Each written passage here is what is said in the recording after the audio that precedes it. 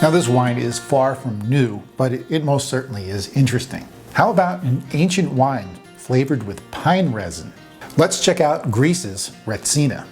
Now it's hard to imagine today, in the age of transport and refrigerated shipping, but 3,000 years ago in ancient Greece, there wasn't any real good way to transport or store wines. Now, the storage vessel of the day was a terracotta pot known as an amphora, and these weren't exactly watertight. They leaked, eventually leading to evaporation and spoilage in the wine. So the solution of the time was to treat the amphora with something waterproof, like the resin from a pine tree.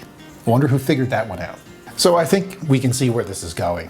What they ended up with was a light white wine with a super strong smell and flavor of, you guessed it, pine. But back in the day, they didn't have very many options, so they just went with it. In fact, the name Retsina is ancient Greek for the word resin. The practice was so prevalent in ancient Greece that they actually had preferred types of pine, each with different flavors. The flavor of Retsina became so widely accepted in ancient Greece that even after the Romans perfected wooden barrels in the 2nd century AD, the practice still persisted. Today, Retsina is made with several native Greek grapes, with Savatiano and Rhodidis being the main ones. They also use Asiatico, another grape that I'm going to cover in a separate video. Today, producers no longer use those amphora, they just add small bits of Aleppo pine while the fermentation process is happening. So what does Retsina taste like? Up until the recent past, there were some pretty low quality versions being made. In fact, I think the first one I ever tried tasted like pine sol. But today there are many quality conscious producers in Greece trying to bring the reputation back up to justify it as a national treasure that it is. In its best forms, Retsina is a light white wine with hints of green apple, pear, citrus, and then of course an elegant herbal note from just a judicious touch of pine. And the pine manifests itself almost like dried thyme or oregano. And because of that herbaceous quality, Retsina is the perfect complement to Greek cuisine, especially dishes that use garlic, lemon, and herbs.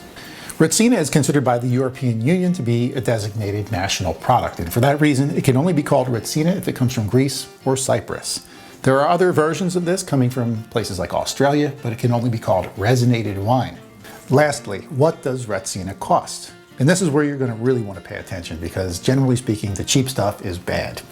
Drop at least $20 and you'll start to get into the really good stuff. Go even a little higher than that and you can find yourself a truly sublime Retsina. So there's the story behind Retsina. Hopefully it resonates with you. And if you have any comments or thoughts after trying it for yourself, leave them below this video and I'll get back to you. And of course, like, share, and subscribe if you haven't already. I'll see you for the next new and interesting wine. Yamas!